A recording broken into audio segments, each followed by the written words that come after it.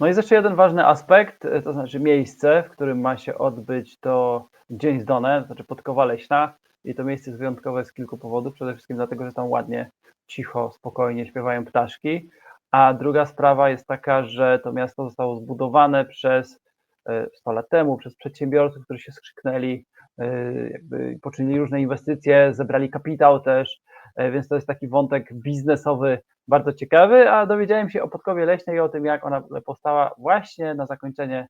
MOC, gdzie pojechaliśmy na taki bardzo smaczny obiad do restauracji chyba Bosko, czy Ale Bosko i tam spędziliśmy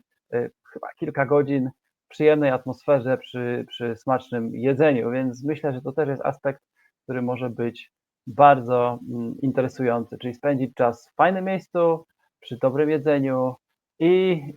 to miejsce ma bardzo ciekawą historię, którą podejrzewam,